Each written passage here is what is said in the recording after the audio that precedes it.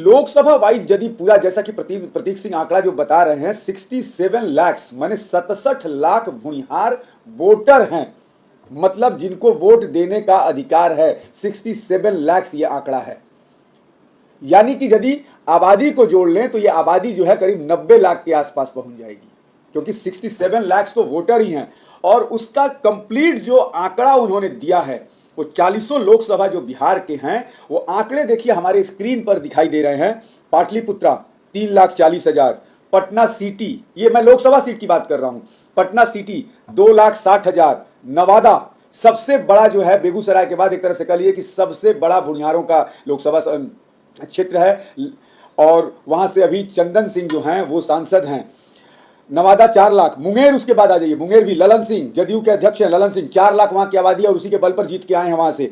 बेगूसराय सबसे बड़ा जो आबादी है वो बेगूसराय में है। और आपको प्रतीक सिंह एक ऐसे युवा हैं जिन्होंने 2019 से तमाम बिरादरी के आंकड़े जुटाना शुरू किया, उन्होंने भूमिहार बिरादरी से ही हैं। और सबसे बड़ी बात यह है कि तमाम जो लोकसभा सीटें 40 सीटें बिहार में हैं, उसके पंचायत तक के आंकड़े प्रतीक सिंह के पास है कि किस बिरादरी के उस पंचायत में कितने लोग हैं, किस बिरादरी के कितने लोग हैं, कितने लोग गांव पर हैं, कितने बाहर में, इतने सटीक आंकड़े।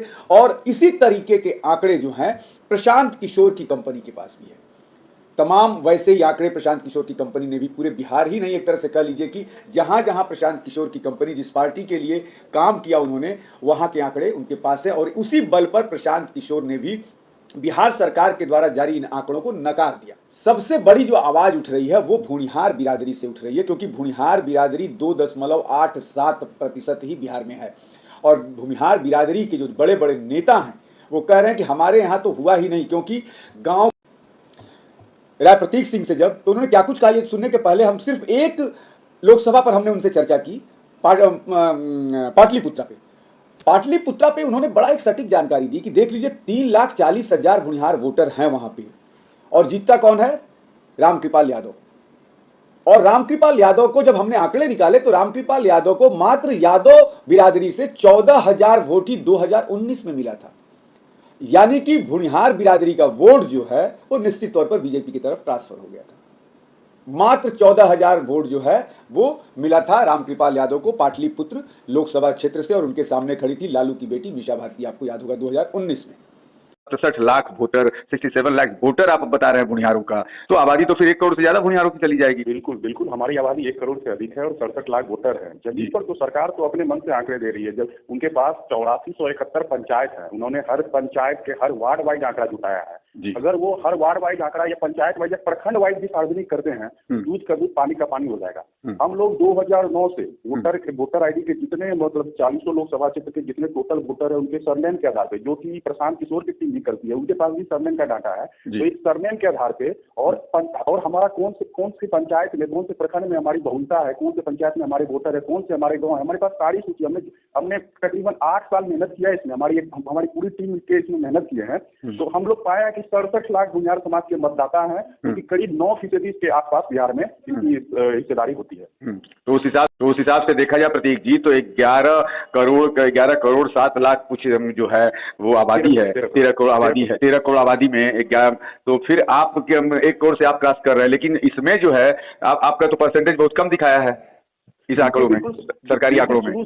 शुरू से ये जातिगत आंकड़ा जो है ना, ये पूरा का पूरा स्क्रिप्टेड था कि बिहार के राजनीति में अति पिछड़ों का आरक्षण बढ़ाना है, चुनाव से पहले फॉरवर्ड बैकवर्ड कराना, ये पूरी की पूरी तरह स्क्रिप्टेड प्लान है। इसमें कहीं से भी सच्चाई नहीं है। 1-2 जाति छोड़ के 90% से अधिक व्यक्ति इस जातिगत आंकड़े को फेक बता रहे हैं, यहाँ तक कि हास्यास्पद बता रहे हैं। ये बिल्कुल ही प्रतीक जी ना, ये फेक आंकड़े, कल भी मैंने नीतीश के जो अधिकारी हैं उन्होंने कह दिया है कि नहीं, आंकड़े बिल्कुल सही हैं, कोई गलत नहीं है, इस पर कोई सुनवाई।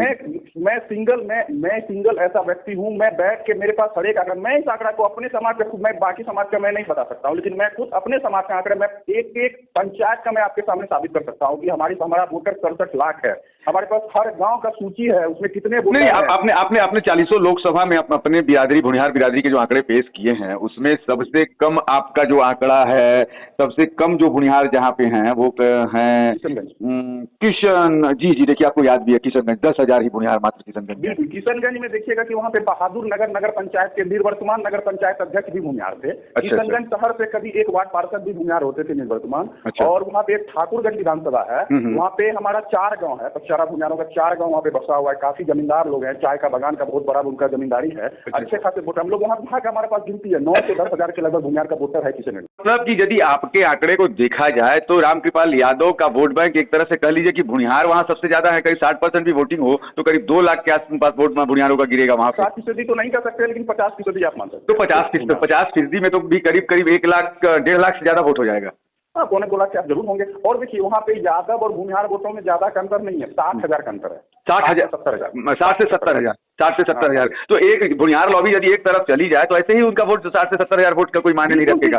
आप पाटलिपुत्र लोकसभा के पूरे समीकरण में -MY कर दीजिए तो हमारे पास तकरीबन 67% का वोट है। मतलब हमारे दलित वहाँ पे 3,63,000 से दलित महादलित मत आता है पाटलिपुत्र लोकसभा में। जो आज के तारीख में फुल्ली 90% जो है, कुछ माले का कैडर छोड़ के 90% भाजपा के साथ। मतलब आपका ये जो सरकार का जो आंकड़ा है, आपका भुनिहार समाज इसे नकार रहा है एक तरह से। बिल्कुल नकार रहा है। 2011 में जो सेंसस हुआ था सर, तो मुस्लिम समाज का और SC/ST समाज का ये सेंसस एकदम साफ है। मतलब कि यदि आपके आंकड़े को देखा जाए तो रामकृपाल यादव का वोट बैंक एक तरह से कह लीजिए कि भुनिहार वहाँ सबसे ज्यादा है, करीब 60% भी वोटिंग हो तो करीब 2 लाख के आसपास वोट भुनिहारों का गिरेगा वहाँ पे। 60% तो नहीं कर सकते, लेकिन 50% आप मान सकते। तो 50% में तो भी करीब 1 लाख 1.5 लाख से ज्यादा वोट हो जाएगा।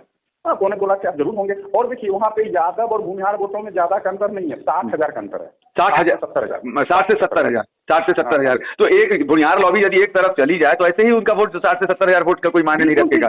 आप पाटलिपुत्र लोकसभा के पूरे समीकरण में -MY कर दीजिए तो हमारे पास तकरीबन 68% का वोट है। मतलब हमारे दलित वहाँ पे 3,63,000 से दलित महादलित मत आता है पाटलिपुत्र लोकसभा में। जो आज के तारीख में फुल्ली 90% जो है, कुछ माले का कैडर छोड़ के 90% भाजपा के साथ। मतलब आपका ये जो सरकार का जो आंकड़ा है, आपका भुनिहार समाज इसे नकार रहा है एक तरह से। बिल्कुल नकार रहा है। बेगूसराय, मुंगेर और नवादा सबसे ज्यादा वोटर हैं। पाटलिपुत्र में 4थे नंबर पे है, लेकिन बेगूसराय, मुजफ्फरपुर और वैशाली है। हाँ, बेगूसराय 5 लाख, मुंगेर 4 लाख और उसके नवादा 4 लाख है।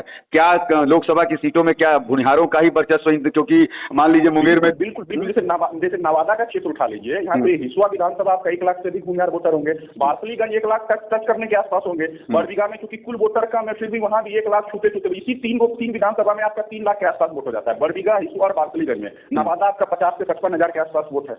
60,000 भी बोल सकते हैं। क्या जदयू नवादा में भुनिहार मैंने कैंडिडेट उतार, मैंने ये तीनों जगह पे जदयू हो या राजद हो, भुनिहार कैंडिडेट उतारना चाहेंगी? बिल्कुल बिना भुनिहार। नवादा तो देखिए, नवादा तो एक हिसाब से भाजपा का सॉफ्ट सीट है। वहां तो भुनिहार कैंडिडेट महागठबंधन को दिए बिना कभी जिंदगी में वो चुनाव नहीं जीत सकती, क्योंकि नवादा लोकसभा क्षेत्र में 5 लाख के करीब दलित महादलित मत आता है जी। 5 लाख दलित महादलित मत आता है, 4.5 से 5 लाख। भुनिहार वोट 4 लाख है। मुंगेर ललन सिंह वर्तमान सांसद हैं। देखिए वहाँ पे भुनिहार के बाद दूसरा सबसे बड़ा फैक्टर है धानुक कोयरी कुर्मी समाज। ये फैक्टर, अगर भुनिहार 4 लाख है तो वहाँ पे कोयरी कुर्मी धानुक 2,80,000 के आसपास है। अच्छा, ठीक है। हाँ, तो कोयरी कुर्मी धानुक में जो है वो नीतीश कुमार के साथ जाते हैं। कोयरी तो टूट चुके हैं। क्या धानुक समाज भी अति पिछड़ा समाज नीतीश कुमार से आज की तारीख बगावत कर रहा है? धानुक तो कुशवाहा की एक बिरादरी है। नहीं, धानुक ये तीनों अलग हैं। कोयरी भी अलग है, कुर्मी भी अलग है। ये देखिए आपको बता देते हैं जनगणना में क्या हुआ। कुर्मी से धानुक अलग। नहीं, वो आपसे बात करेंगे। बेगूसराय पे आ जाए। बेगूसराय क्या कांग्रेस? आपको सर एक नीतीश कुमार की जाति का आंकड़ा बता देते हैं। कुर्मी से धानुक अलग हो गया, कोयरी से दागी अलग है, धानुक से गंगोता अलग है। सब अलग अलग है। कोई पिछड़ी जाति में, कोई पिछड़ी में जाती है, सब सेपरेट जाति है। ठीक है, तो ये तो इन लोगों का प्रयास था सबको एक लेके जाने।